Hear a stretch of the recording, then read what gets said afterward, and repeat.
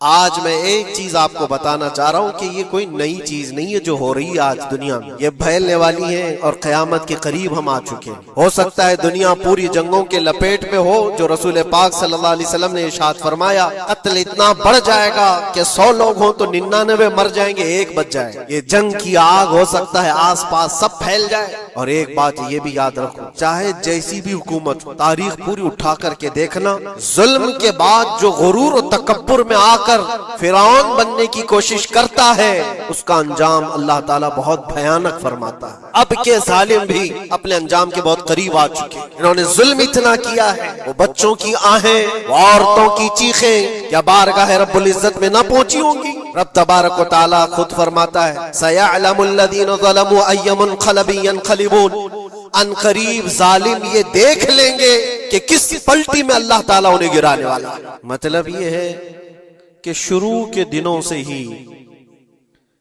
इस कायनात में, इस दुनिया में एक मारका चलता आ रहा है। मारका मतलब जंग, मुकाबला। वो किस चीज का है? इकबाल कहता है, सतीजा कार रहा है अजल से ता इमरोज, शुरू से लेके आज तक एक मुकाबला चलता आ रहा है। वो मुकाबला किसका है? शरारे बू लहबी से चरागे मुस्तफवी का। मुस्तफ़ा करीम सल्लल्लाहु अलैहि वसल्लम की चिराग की रोशनी का मुकाबला अबू लहब की शरारतों के साथ। तो एक तो ये कि इस्तिआरा है, इससे पहले भी फिरौन और मूसा का, नमरूद और इब्राहिम का अलैहिस्सलाम, ये मुकाबला इस रुए अर्दी पर चलता रहा और हक और बातिल के मारके होते रहे और होते भी रहेंगे। फी जमाना हम जो हालात देख रहे हैं पूरी दुनिया में, आज जंगों के हालात जो पेश किए जा रहे हैं, लोग तो अब ये खबरें ऐसे सुन रहे हैं, किसी के यहाँ बम गिरने की, मिसाइल गिरने की, तो ऐसा लग रहा है जैसे बच्चे पटाखे फोड़ रहे हैं। लोग यहाँ खबरें लेकर के मजे ले लेते हैं, फिर फॉरवर्ड कर देते हैं। मौत इतनी आसान हो गई है कि अल्लाह के नबी सल्लल्लाहु अलैहि वसल्लम ने 1400 साल पहले ये इरशाद फरमाया था कि एक जमाना आएगा कि हरज बढ़ जाएगा। तो सहाबा ने पूछा था, ये हरज क्या है? तो हुजूर अकरम सल्लल्लाहु अलैहि वसल्लम ने इरशाद फरमाया था कि कत्ल बहुत ज्यादा होगा। एक दूसरे का कत्ल इतना ज्यादा होने लगेगा कि लोग उसकी परवाह भी नहीं करते। आज मुझे आज बताओ, दुनिया पूरी बहुत सारे इश्यूज पर बैठकें कर रही है, ग्लोबल वार्मिंग पे है, दुनिया में इन्वायरमेंट की चेंजिंग पर, मौसम का तापमान बढ़ रहा है, इस पर मीटिंगें हो रही हैं, बड़ी बड़ी तंजीमें बैठती हैं। ये ढकोसला है ये दुनिया का, ये मगरिबी दुनिया, वेस्टर्न कंट्रीज का दिखावा है। ये एनिमल लवर्स को भी बाहर लेकर के आते हैं, उनको बहुत ज्यादा कवरेज दिया जाता है। ये कुत्ते से प्यार करने वाला है, ये मुर्गी से प्यार करने वाला है। जालिमों, 40,000 नहीं 50,000 लोगों को फिलिस्तीन में तुमने ना हक मार दिया, उस पर कोई बैठक नहीं करते। मौत इतनी आसान है इंसानों की। जंग जिससे है, मुकाबला जिससे है, तुम्हारा आपस में बराबर की ताकत का मुकाबला हो तो समझ में आए कि एक दूसरे की फौजों से मुकाबला है। इधर की फौज भी मर रही, उधर की फौज भी मर रही है, लेकिन निहत्ते बच्चों का क्या कसूर? बल्कि वो गोद में आए हुए अभी जिन्होंने शऊर की आंखें भी नहीं खोली, दूध पीते बच्चों के जो कत्ल हुए हैं। तारीख में आपने पढ़ा होगा, फिरौन ने 12,000 बच्चों का कत्ल किया था, सिर्फ इस गुमान से कि उसने ख्वाब देखा था बनी इसराइल में एक बच्चा पैदा होगा जो उसकी सल्तनत को हिलाक कर देगा। ख्वाब की वजह से काहिनों ने उसको बताया था, उसने ख्वाब ये देखा था कि आसमान से एक तारा टूटकर उसकी गोद में गिरा और आग लग गई। तो नजुमियों ने उसकी ताबीर ये बताई थी कि बनी इसराइल में एक बच्चा पैदा होगा जो तेरी सल्तनत को हिलाक कर देगा।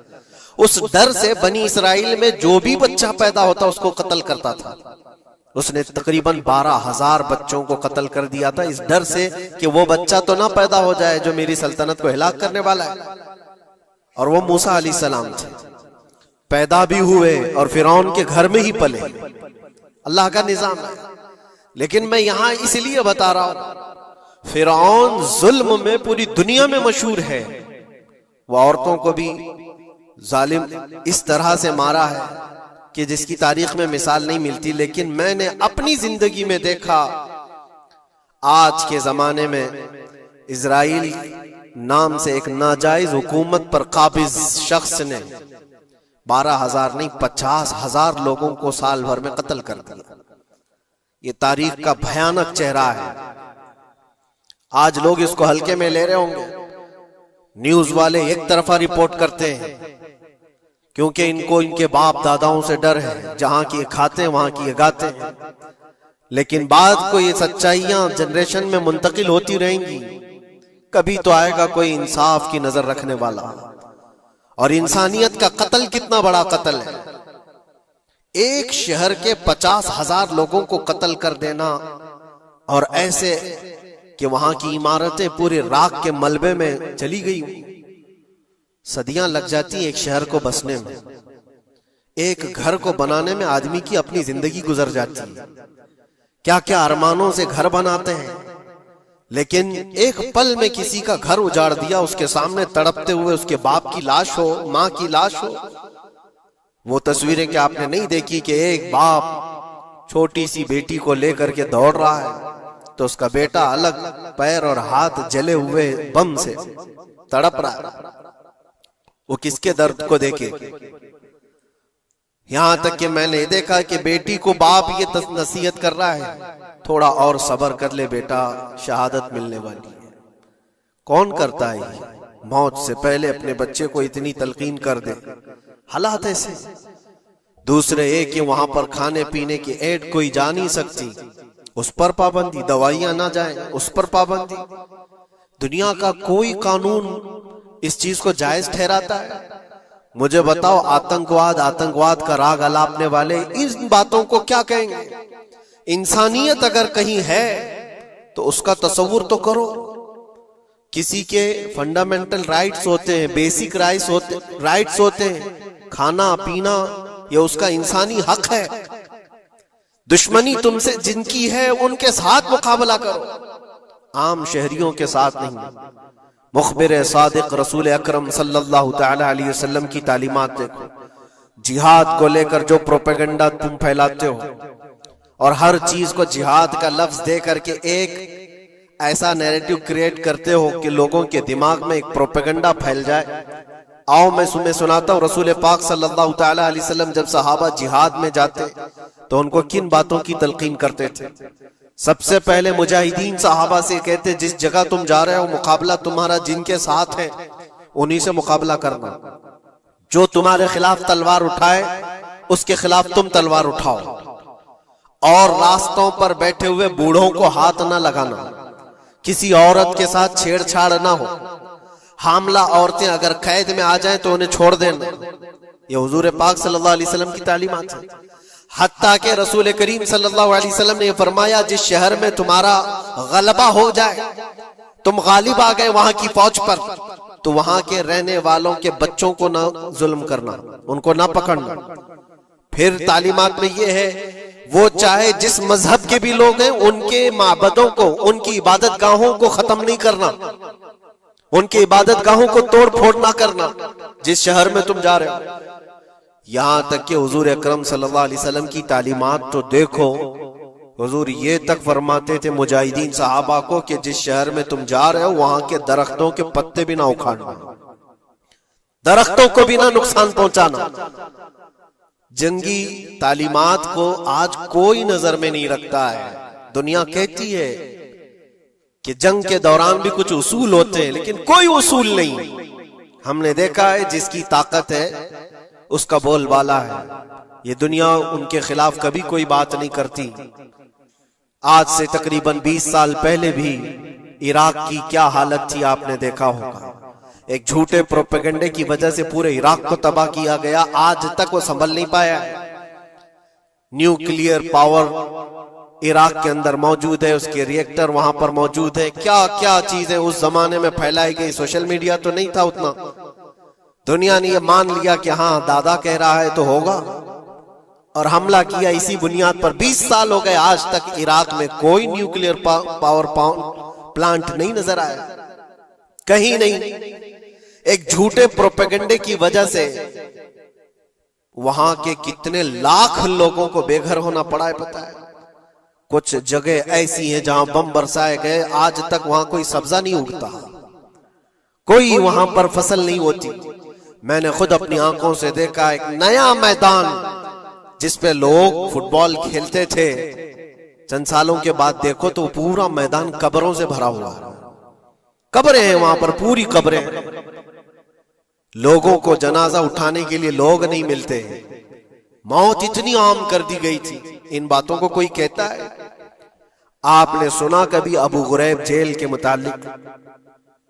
कैदियों के साथ जो वहशियाना सुलूक किया इन गोरों ने, अल्लाह की पनाह, बहुत सख्त किस्म के, दुनिया में बदनामे जमाना जेल उसको कहा जाता है। हर तरह की वहां पर कैदियों के साथ आजमाइशें हुई, हर तरह की।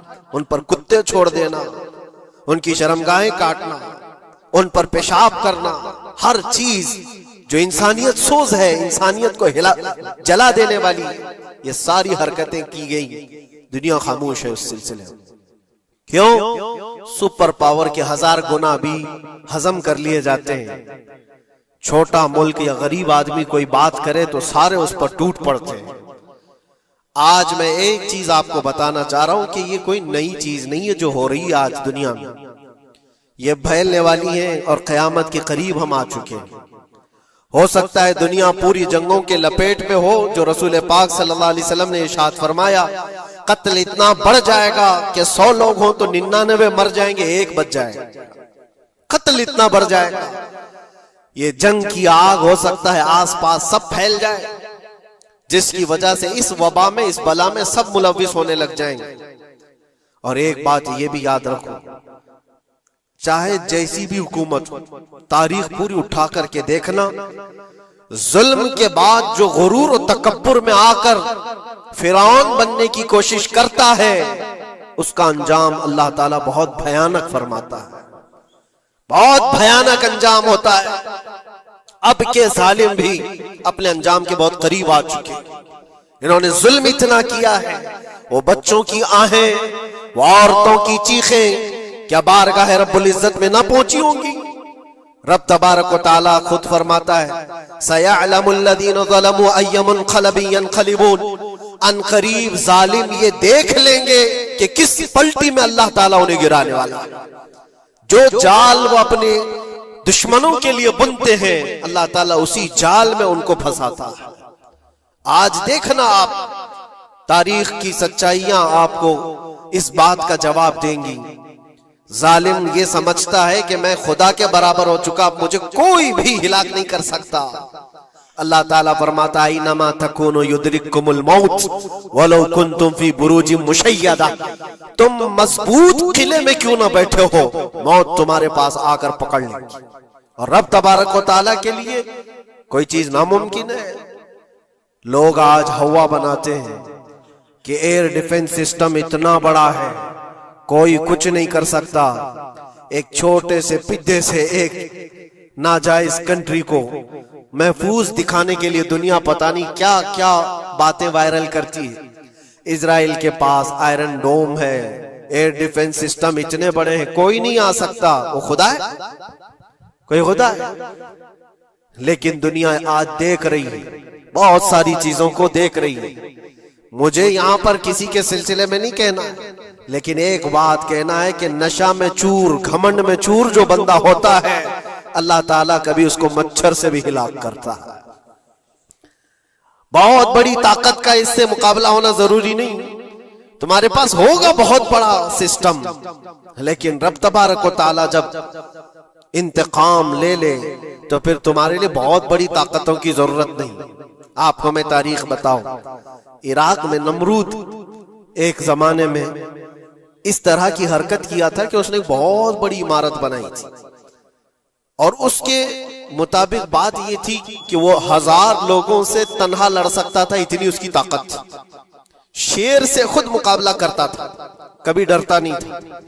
नमरूद की ताकत मशहूर थी उस जमाने में और सारे लोग उसकी ताकत का लोहा मानते थे, हत्ता कि वो कभी अपनी जिंदगी में बीमार नहीं हुआ था। आदमी जब बीमार नहीं होता तो उसका गुरूर बढ़ जाता है, सोचता है मुझे कुछ हो नहीं सकता। नमरूद ने उसके बाद ये देखा सारी दुनिया मेरे कब्जे में है, ताकत और दौलत के जखीरे सब उसके पास से, लेकिन एक चीज नहीं थी, मौत। मौत पर कंट्रोल। इसको कैसे किया जाए कंट्रोल, यानी मरने से बच तो नहीं पाएगा, ये कंट्रोलिंग पावर भी हमारे पास होना चाहिए। उसने एक बहुत बड़ी इमारत बनाई, कहा कि खुदा आसमानों में होता है, हम इतनी बड़ी इमारत बनाएंगे कि उन इमारतों पर चढ़कर खुदा को ललकारेंगे, आजा मैं मुकाबला करता हूं और मुकाबला करके मैं खुदा को गिरा दूंगा किसी भी तरह से। अगर मुझसे ना हो सके तो पूरी फौज को तैयार करूंगा। खुदा से लड़ाई लड़ करके एक बार वो मौत और हयात का पावर अपने हाथ में ले लेंगे, फिर हमको जब तक चाहे जीना है। कहां की खाम ख्याली, लेकिन उसने बनाया, पूरी दुनिया भर से लोगों को जमा किया, सबकी जुबान एक बनाया, सबकी करेंसी एक बनाया, सारी उस पूरी दुनिया के लोग उसकी फौज में। सबको ये बावर कराना शुरू किया कि हमारी लड़ाई है दुनिया से नहीं, हमारी लड़ाई क्रिएटर से, खालिक से। हम उससे पावर छीन लेंगे एक बार और फिर अपने हाथ में मौत और हयात का कंट्रोल रखेंगे। जिसको जितनी लंबी उम्र चाहिए मैं दूंगा, जिसको जब तक जीना है मैं दूंगा, अजल तक, अजल से लेकर अबद तक। ये सारे ख्यालात उसके थे और उसने जमा किया, इमारत भी बनाया, फौज भी तैयार किया। क्या रब तबारक व तआला ये नहीं देख रहा था? उसकी तैयारी, उसका जमा करना, उसकी इमारत बनाना, बहुत दिनों तक ये सब काम चलता रहा। रब तबारक व तआला किसी से गाफिल नहीं, दिलों में गुजरने वाले हालात से भी बेखबर नहीं, लेकिन बंदे को रब तबारक व तआला ढील देता है। कुरान में रब ताला फरमाता है, वला यहसबन्नल्लज़ीना कफरू अन्नमा नुमली लहुम खैरुल लिअन्फुसिहिम इन्नमा नुमली लहुम लियज़दादू इस्मा। काफिर जो उनको ढील मिली है, ये न समझें कि हमने जो उनको छोड़ रखा है उनके लिए बेहतर है, बल्कि इसलिए हम छोड़ रखे हैं कि वो और ज्यादा करें, और ज्यादा करें। लियज़दादू इस्मा वलहुम अज़ाबुम मुहीन, फिर हम जिल्लत वाला अजाब उन्हें देने वाले हैं। ये मत समझ लो कि रब तबारक व तआला इन सब चीजों से बेखबर है। नमरूद इतना सब करता रहा, अल्लाह ने उसको छोड़ रखा। बना ले, लंबी इमारत बना, फौज भी बना ली, सारी चीजें बना लिया। मुकाबले के लिए उसने दिन भी तय कर लिया। उसके बाद उसको खुदा से लड़ाई लड़नी थी, कहां खुदा तक पहुंचने की बात। लेकिन बंदा जब गुरूर और तकब्बुर में आता है तो वहां तक भी सोचता है, उसे मौत पर कंट्रोल हासिल करना था, बस ये एक चीज थी। फिर जब वो दिन आया, किताबों में मिलता है अल्लाह तबारक व तआला ने फरिश्ते, उसकी जो तादाद है उसका किसी को इल्म नहीं। बारिश के जितने कतरात गिरते हैं ना, एक एक फरिश्ता बूंद लाकर रखता है। अब आप अंदाजा कर सकते हैं फरिश्तों की तादाद कितनी हो सकती है। उसमें जो बड़े फरिश्ते हैं वो जिब्राइल, मीकाईल, इसराफील और इज़राइल अलैहिमुस्सलाम, जो सरदार मलाइका हैं, फरिश्ते हैं, उनके अपने अपने काम हैं, बहुत पावरफुल फरिश्ते हैं। इनकी बात नहीं कर रहा, किसी एक आम फरिश्ते को रब तबारक व तआला ने बुलाया और फरमाया, जाओ जमीन पर, हमारे एक बंदे ने हमसे लड़ाई का इरादा कर लिया है। उसकी ताकत और कुव्वत और उसकी जमा शुदा सारी चीजों को देख करके आओ। वो फरिश्ता जमीन पर आया, जिस जगह पर उसने ये सब जमा किया था। फरिश्ता उतरकर सिर्फ अपने पैर हिलाया था, पूरी इमारत भस्म हो गई। कुछ नहीं किया था, उसकी बनाई हुई इमारत भस्म हो गई। जितनी फौज जमा किया था सब कीड़े मकोड़ों की तरह मर गए और सबकी जुबानें मुख्तलिफ हो गई, कोई एक दूसरे को पहचान नहीं पा रहा। ये मिनटों की भी बात नहीं थी, सेकंडों की बात थी। फरिश्ता वापस चला गया, नमरूद का जवाल हो गया, खत्म हो गया। ये तारीख की एक बात है और ये रिवायत हम अपनी किताबों में नहीं रखते, ये रिवायत यहूदियों की किताबों से ही है।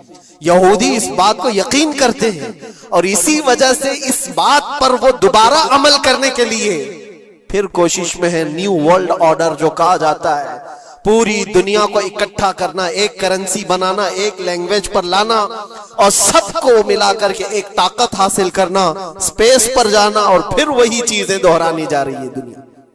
वही चीज एक दोबारा बार ट्राई करना है, जिसके लिए आपको पता है ये छोटी सी कौम पूरी दुनिया पर कंट्रोल हासिल करने के कैसे कैसे ख्वाब देखती है। अगर आप जाएं, इस्लाम दुश्मनी तो इनकी पुरानी है, लेकिन ये जो 50,000 लोगों का कत्ल है, ये सिर्फ और सिर्फ उनके अपने एक छोटे मकसद के लिए। हो सकता है बहुत सारी बातें हों, गजा पट्टी एक ही इलाका बचा हुआ है फिलिस्तीन का, बाकी सब तो ये कब्जा कर चुके 1947 के बाद, 48 के बाद। छोटा सा हिस्सा जो बाकी गजा पट्टी, जिसकी 20 लाख की आबादी, उस इलाके पर इतनी ज्यादा क्यों क्रूरता है? क्यों? बाकी सब जगह पर और भी दीगर जगह पर, यरूशलेम में, वेस्ट बैंक में, कई जगहों पर मुसलमान आबाद हैं। ये गजा के लिए क्यों इस कदर सख्तियां हैं? दुनिया को बताने के लिए तो ये एक आतंकवाद जमात है हमास, जिसका मुकाबला करने के लिए हम ये हमले कर रहे हैं, लेकिन आज तक ये दुनिया को बता नहीं सके कितने हमासियों को कत्ल किया, कितने हमास के लोग पकड़े गए, कितनों को मारा गया। चंद होंगे, लेकिन उसके बदले में जो भारी कीमत चुकाई हो गजा के निहत्थे लोगों ने, 50,000 लोगों का कत्ल, ये तो रिकॉर्ड पे दिख रहा है। बाकी अल्लाह वाला, बाकी कितने हैं जिनकी तादाद मिल ना सकी हो। बाज दानिश्वरों ने यह भी बताया, उसको सिर्फ और सिर्फ एक कैनल बनाना है जो दुनिया की ट्रेडिंग पर कब्जा हासिल करने के लिए। जो सुएज कैनाल है इजिप्ट का, जिससे मेडिटेरेनियन सी से लेकर के गुजरते हैं, 2 समंदरों को जोड़ने के लिए एक कैनल है मिस्र में, इजिप्ट में, जहां से इजिप्ट हर गुजरने वाले जहाज से टैक्स लेता है, हर गुजरने वाले जहाज से एक भारी कीमत लेता है, जिससे ट्रेडिंग पर असर भी रहता है। और जब वो चाहे बंद करे, 2 मरतबा उसने बंद भी किया था तारीख में, 1950 के बाद। और ये ख्वाब देखता है इजराइल कि हम अपनी ही जगह से एक कैनल बना लें तकरीबन 300 किलोमीटर, जिसके लिए उसको गजा हासिल करना बहुत जरूरी है। ये बाज लोगों की अपनी तहकीक है। तो क्या कोई अपने मफाद का हासिल करने के लिए 50,000 लोगों का कत्ल कर सकता है? दुनिया को यह भयानक चेहरा भी तो मालूम होना चाहिए। अगर उनको कोई रास्ता बनाना है तो उसके लिए इंसानियत का कत्ल करना। मैं आपको एक बात अर्ज किए देता हूं, कुरान पाक ने जो फरमाया वो हक है, 100% हक है। अल्लाह ने फरमाया, मैंने खुतबे के बाद जो आयत पढ़ी, वदुरिबत अलैहिमुल ज़िल्लतु वल मस्कनत, अल्लाह फरमाता है उन पर जिल्लत और गुर्बत लिख दी गई है। किस पर? यहूदियों के मुताबिक। वबाउ बिग़ज़बिन मिन अल्लाह, और अल्लाह के गज़ब में रहेंगे वो हमेशा। आप सूरह फातिहा में पढ़ते हैं ना, गैरिल मग़दूबि अलैहिम वलद्दालिन। मग़दूब का मतलब क्या है? जिन पर अल्लाह का गज़ब हुआ, और वो यहूद कौम है। कुरान पाक की मैं आपको बात बता रहा हूं। और अल्लाह ताला फरमाता है वजह क्या है? ज़ालिका बिअन्नहुम कानू यकफुरून बिआयातिल्लाह, वह इसलिए कि अल्लाह की निशानियों को ठुकराते हैं, व यक़्तुलून अन्नबिय्यीन बिग़ैरि हक़, और अल्लाह के नबियों को ना हक कत्ल करते हैं। अब दुनिया को यह अफसोस हो रहा होगा, जैसे मैंने अभी बताया 50,000 लोगों का कत्ल वहां कर दिया, ईरान में घुस गया, शाम में घुस गया, लेबनान में घुस गया, हर जगह मार मार मार और लोगों का कत्ल। मेरे अजीजों, ये तो आम लोगों का कत्ल है, और कुरान ये कहता है ये वो कौम है जो अल्लाह के नबियों को कत्ल करती थी। और तारीख में है तकरीबन 10,000 नबियों को इन्होंने कत्ल किया है। 10,000 नबियों को इन्होंने कत्ल किया है, सिर्फ अपनी मनमानी बात न पाए जाने की वजह से। हजरत ज़करिया अलैहिस्सलाम की बात मालूम है? ये तो बैतुल मुक़द्दस के मुतवल्ली थे। ज़करिया अलैहिस्सलाम बैतुल मुक़द्दस के इमाम थे, जिनका जिक्र है कुरान पाक में। हजरत ज़करिया अलैहिस्सलाम के पीछे यही कौम जो उनकी उम्मत में थी, यहूदियों के लिए भी वो मुक़द्दस नबी थे। लेकिन इन जालिमों ने हजरत ज़करिया अलैहिस्सलाम को दुश्मनी में रख करके ऐसा कत्ल किया था। अल्लाहु अकबर। ज़करिया अलैहिस्सलाम इनसे भाग करके निकले थे और एक दरख्त को जाकर कहा, ए दरख्त खुल जा, मैं तुझ में आता हूं। दरख्त खुल गया, हजरत ज़करिया अलैहिस्सलाम उसमें अंदर चले गए, दरख्त फिर बंद हुआ। तारीख में मौजूद है, इब्लीस लाइन ने, शैतान मरदूद ने यहूदियों को रास्ता भी बताया और दरख्त भी बताया कि इसके अंदर ज़करिया छुपे हुए, इसके अंदर ज़करिया है। यहूदियों ने तेज आरी लेकर के दरख्त को ऊपर से काटना शुरू किया कि दरख्त के दो टुकड़े होंगे तो ज़करिया अलैहिस्सलाम तक भी पहुंच जाएंगे। उन्होंने आरी से काटते काटते काटते उनके सर तक पहुंचा दिया। और जब हजरत ज़करिया अलैहिस्सलाम को अपने सर के ऊपर से कटने की आवाज आने लगी तो अब सोचा कि अब यह आरी से पूरा कट जाएगा। अल्लाह ताला की तरफ से निदा आई, ए ज़करिया सबर कर लो, अगर तुम इस पर आवाज निकालोगे तो सबर वालों में से तुम्हारा नाम निकल जाएगा। यहां तक के तारीख में है वो यहूदियों ने आरी से काटते काटते हजरत ज़करिया अलैहिस्सलाम के सर को चीर दिया और जिस्म के दो टुकड़े हो गए। अल्लाह के नबी खामोश रहे, सबर करके रह गए। उनके बेटे यहया अलैहिस्सलाम ने यहूदियों के एक गवर्नर या बादशाह को यह कहा था कि एक निकाह में दो बहनों को रखना जायज नहीं। उसने दो बहनें एक साथ अपनी ज़ौजियत में रखा था। सिर्फ इतनी बात पर हजरत यहया अलैहिस्सलाम सिर्फ 33 साल के जवान थे। उस यहूदी जालिम ने यहया अलैहिस्सलाम के सर को काट करके बर्तन में लाकर नाश्ते में रखा था। अल्लाह के नबी की बात कर रहा हूं, अल्लाह के नबी के सर को काट कर तश्त पे रखा था। लेकिन तारीख की सच्चाइयां बताती हैं कि वो कटे हुए सर से यहया अलैहिस्सलाम बोलते थे, ए जालिम अब भी मैं कहता हूं एक निकाह में दो बहनों को रखना हराम है, हराम है। ये अल्लाह के नबियों की जिंदगी में बता रहा हूं जिनके साथ इन्होंने किया। ईसा अलैहिस्सलाम, ये पागल ईसाई जो आज उनकी कपड़ों में जाकर बैठे हुए होते हैं, जबकि जिंदगी भर ये लड़ते रहे हैं। कुरान भी कहता है वकालतिल यहूदु लैसतिन नसारा अला शै वकालतिन नसारा लैसतिल यहूदु अला शै। दोनों लड़ते थे। यहूदी कहते ईसाई कोई चीज ही नहीं, ईसाई कहते थे यहूदी कोई चीज ही नहीं। इनकी जंगें इतनी खतरनाक हुई, ये सब लिपापोती करके आज दिखाते हैं कि हम सब एक हैं। बहुत गहरी दुश्मनियां इनके दरमियान थी। ईसाइयत, हजरत ईसा अलैहिस्सलाम को क्या किया गया? जब उन्होंने अपने पैगामात फैलाए तो ईसा अलैहिस्सलाम को भी कत्ल करने का मंसूबा यहूदियों ने बनाया था और पूरे लोग आकर हजरत ईसा अलैहिस्सलाम के घर को घेराव कर लिए।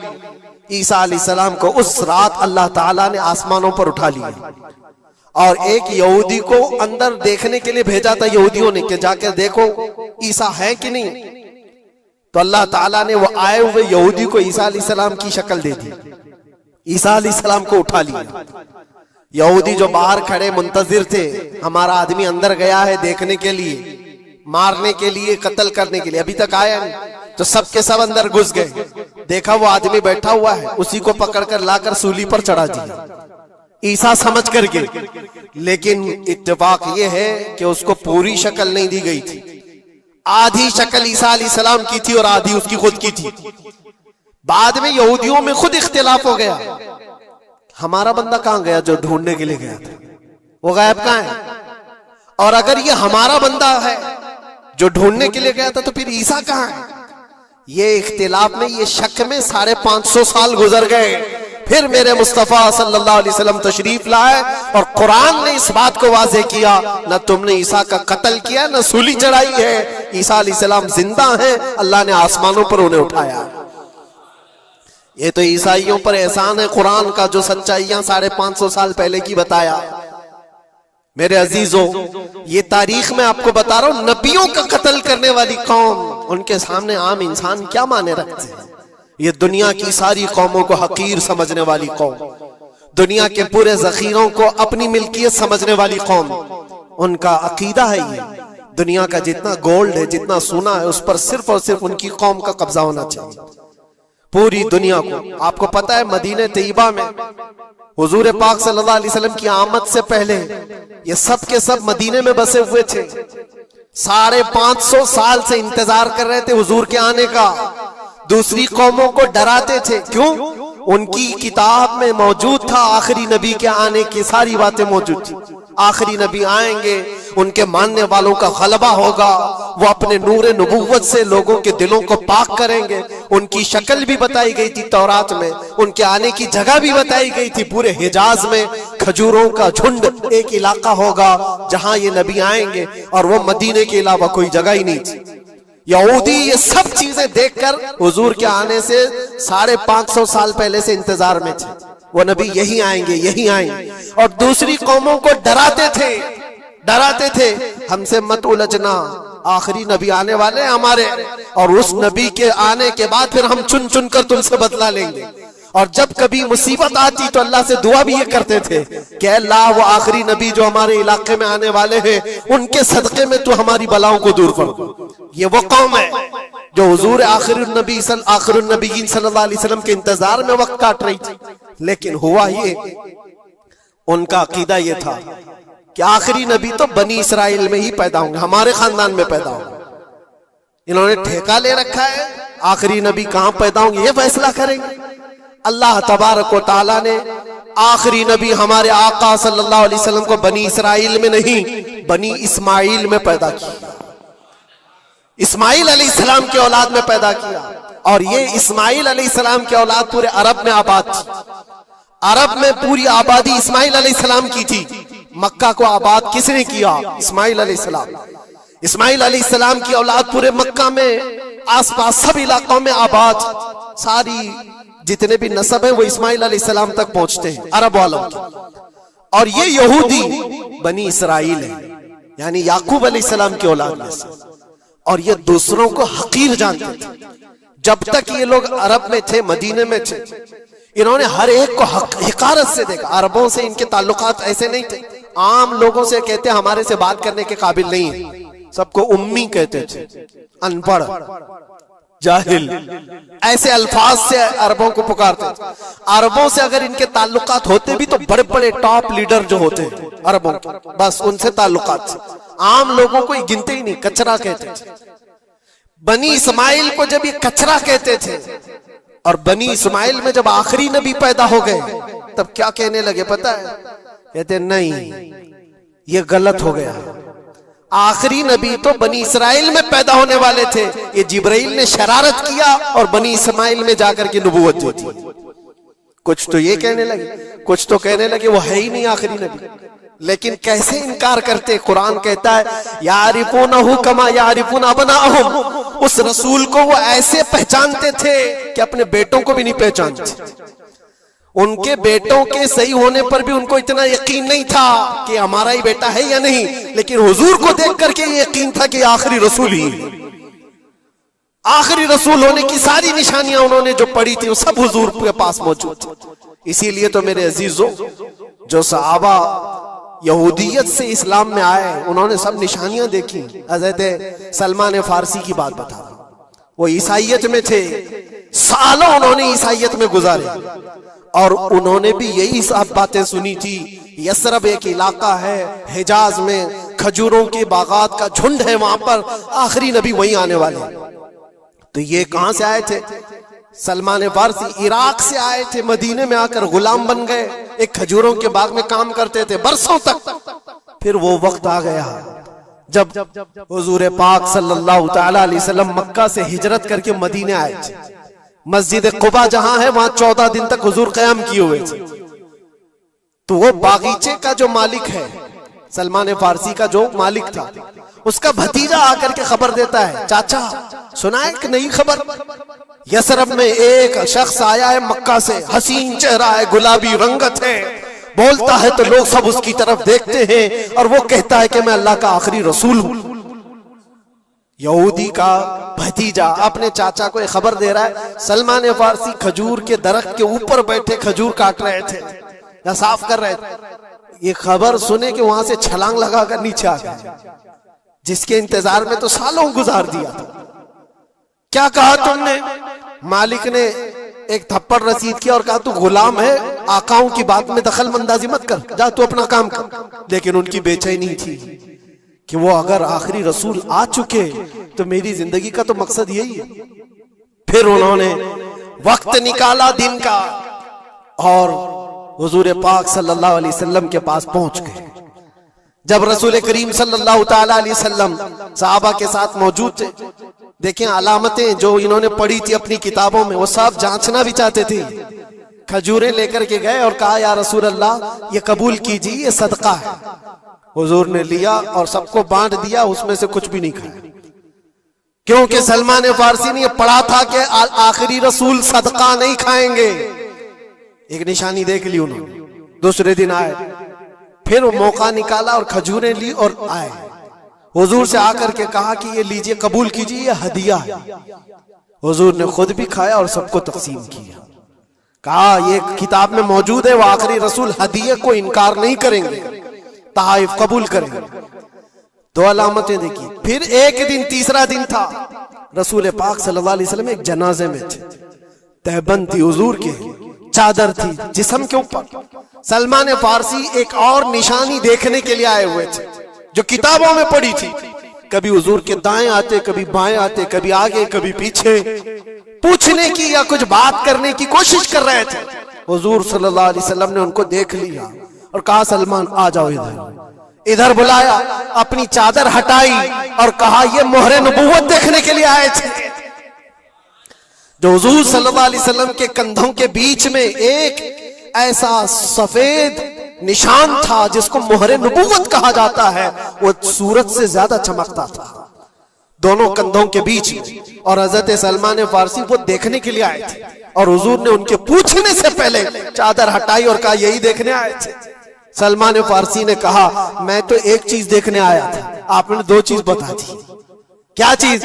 मैं तो मोहरे नबूवत देखने आया था, आपने दिखा भी दिया और मेरे दिल की बात की खबर भी आपने बताई। नबी को इल्म गैब भी होता है। और सलमान फारसी ने कलमा तैयबा पढ़ लिया। उसी सलमान फारसी को आजाद कराने के लिए मेरे आका सल्लल्लाहु अलैहि वसल्लम ने सहाबा के साथ मिलकर के 500 खजूर के दरख्त लगाए थे और एक बागीचा दे करके उस यहूदी से आजाद करवाया था।